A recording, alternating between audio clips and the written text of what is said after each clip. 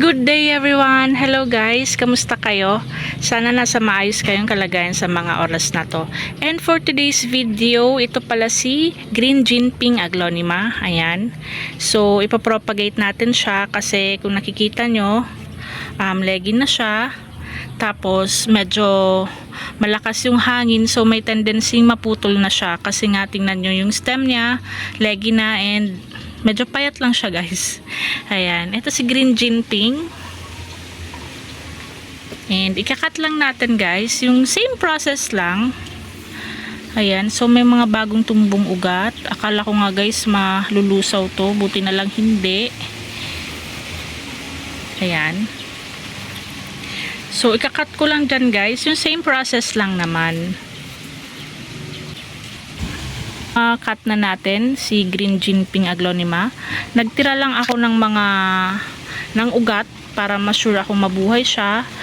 Tapos hindi ko na kasi siya na air layering. Ayan.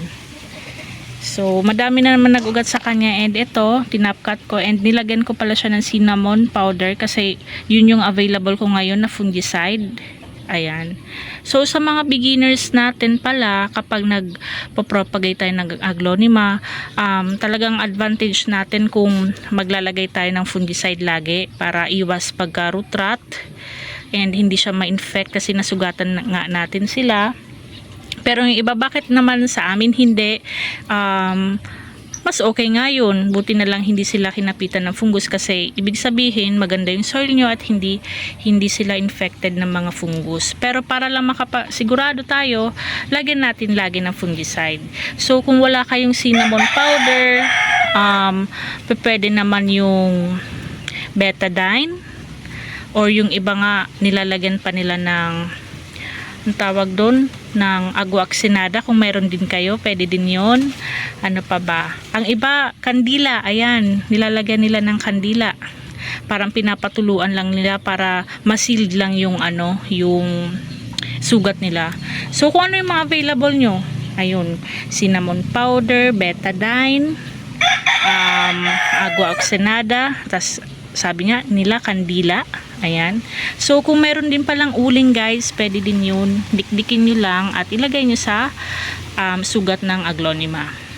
Ayan. So, dito, ito lang naman, loam soil and rice hull. Ayan. Ito lang, mga used pot na yung gagamitin ko kasi nga medyo madami akong nalusaw na aglonema. Tapos, mahangin kasi ngayon dito guys, kaya kailangan ko siyang i-propagate para naman maano ko siya, hindi sila maputol. Ayan.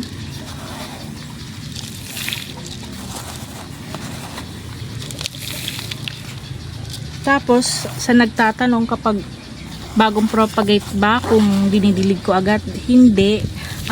Ako kasi nag-aantay ako ng mga 3 to 5 days bago ko sila diligan. Okay? Kasi yung soil naman na gamit ko is medyo moist naman siya. Kaya kahit hindi ko muna sila diligan, okay lang yan.